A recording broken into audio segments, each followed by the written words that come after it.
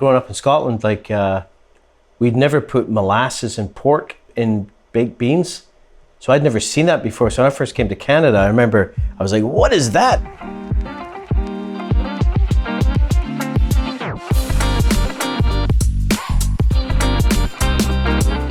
Hi everyone, welcome to another episode of Coffee with Father James. You may be asking, where am I? Where is he? I hope you're not asking where you are. I hope you know that, but you may be asking, where is he?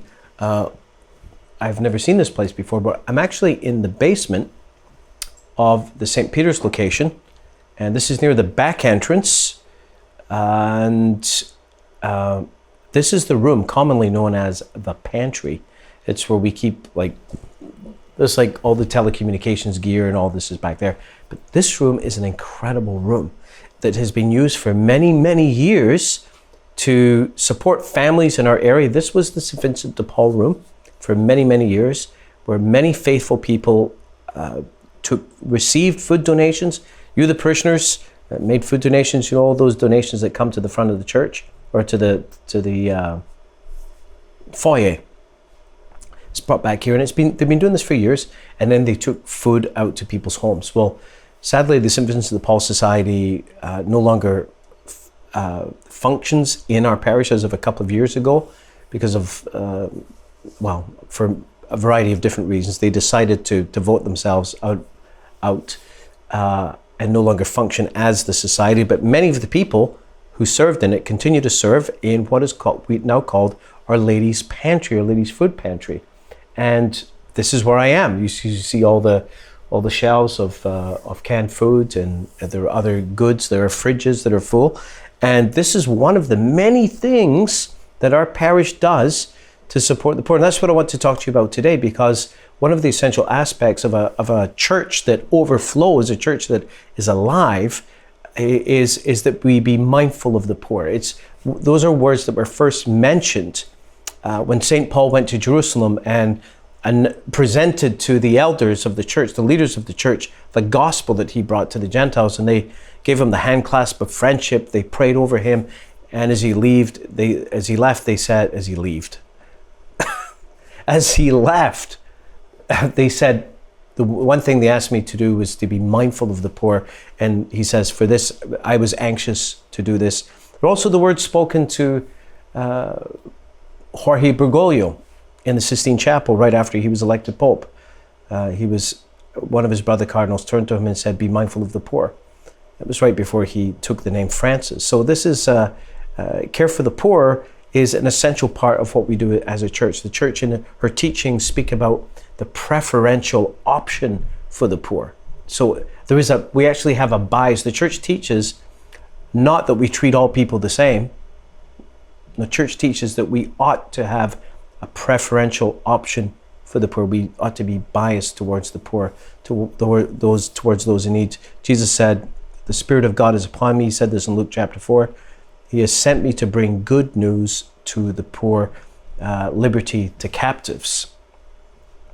Jesus said, as the Father sent me, so I send you. He passes on his ministry to us to bring the good news to the poor, to care for the poor. And a parish that is healthy will overflow. As our parish mission statement says, we exist to make joyful disciples who form a community that overflows in faith and charity. And the overflowing in faith is about evangelization. It's about bringing faith to the world, inviting people to discover a relationship with God through Jesus. And overflowing in charity is about our work with the poor. So here I am at the St. Peter's location, and I want to tell you a little bit about the functioning of Our Lady's Food Pantry, because many of you see the food in the foyer, but perhaps don't know what happens to us. We're now going to be opening on Mondays from 10 to 12 p.m. And it's a collection point for parishioners to bring food donations. And we often have people come to the door, people in need, people who have fallen through the cracks, people who are in a desperate place. And it's such a blessing to be able to bring them down and help people retain their dignity to get some well-needed supplies. We also, out of this location, serve Feed Others of Dartmouth. At Margaret's house, we have 3 teams that work in this location. This location, we house the refugee family. And by the way, this family from Syria, and the dad is a professional upholsterer, and we're hoping that he's going to help us to redo some of the chairs at the St. Anthony's location. So keep that in mind if you need any work done. And I want to tell you a little bit about the St. Anthony's location because there have been a few changes. And by the way, the biggest change to all of this is the presence of Jelana, our new staff member, who half of her time, half of her responsibility is to support, to oversee, and to serve those serving in these outreach ministries. And so one of the things that's happened is the mobile food market. If you are familiar with the St. Anthony's location, you may notice that the big trucks aren't there anymore. It's because they outgrew the operation space. They needed to find new office space. And so they've moved their big trucks and their fridges to another location.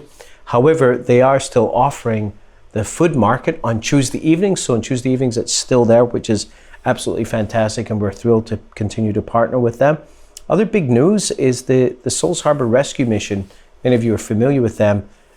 Our partnership with them has deepened. They do drop-in lunches 3 times a week from 10 to 12, which includes chapel time and sharing faith as well as food. They also use that location as the home base for their outreach on the streets. You'll see their trucks out and their cars out on the streets. They're also going to be taking over the management of the crisis shelters. They have a lot of experience in helping people to move off the streets and into a pipeline of finding places to live until they can be independent.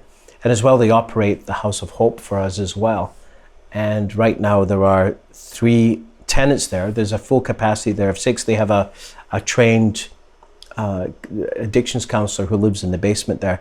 We also house at the St. Anthony's location an addiction recovery group, a support group for people who suffer from bipolar disorder, and a Kairos marathon circle, which meets 3 times a year. That's for people who are ex-offenders coming out of prison to support them.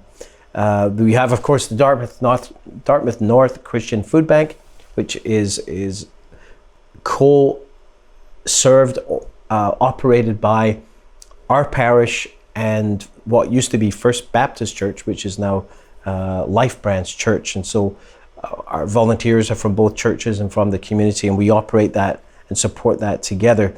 So that's just a glimpse of what is happening in our parish around social outreach, especially at the St. Anthony's location. If you want to see everything in action, drop by on a Tuesday afternoon perhaps when you see the mobile food market, or come by Thursday morning, come by for Mass Tuesday morning and Thursday morning. Thursday morning, the place is hopping. It's very, very busy. And in the coming week, we're going to be getting some new flooring put in the main space at St. Anthony's, so to make it much more functional for an ongoing number of parish events that can happen in that location. So all that to be said, this is Our Lady's Food Pantry. Thank you to all of you who serve in this and all of you who support by your food donations. God bless everyone. Take care.